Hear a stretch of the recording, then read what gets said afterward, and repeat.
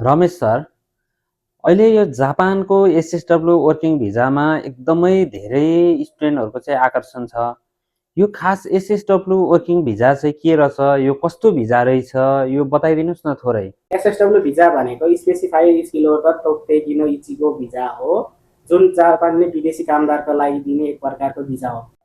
र यो एसएसडब्ल्यू भिजामा जानको लागि चाहिँ यसको रिक्वायरमेन्टहरू के रहेछ, एकाडेमिक रिक्वायरमेन्टहरू लगायत अन्य रिक्वायरमेन्टहरू के रहेछ, त्यसको बारेमा नि केही बताइदिनुहोस् न।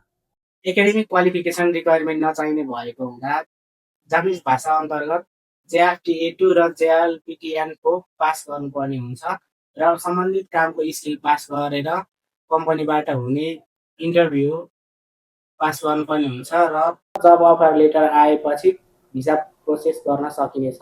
अनि सिओई प्रोसेसिङको लागि चाहिँ चाहिने डकुमेन्टहरू चाहिँ के हो, डकुमेन्ट रिक्वायरमेन्ट के छ भनिदिनुहोस् न।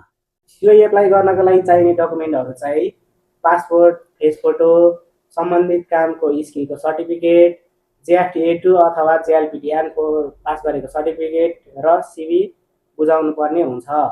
सिओई पछाडिको पनि प्रोसेसहरू केही हुन्छ होला, त्यो प्रोसेसको बारेमा नि केही भनिदिनुहोस् न छोटकरीमा। सिओई आइसकेपछि भ्यापेस अपोइन्टमेन्ट लिने र भिजा आइसकेपछि श्रम विभागमा गएर श्रम स्वीकृति लिने र उताबाट कम्पनीबाट भनेको डेटमा आफूले टिकट काटेर, नभए कम्पनीले टिकट काटेको खण्डमा जान सकिन्छ।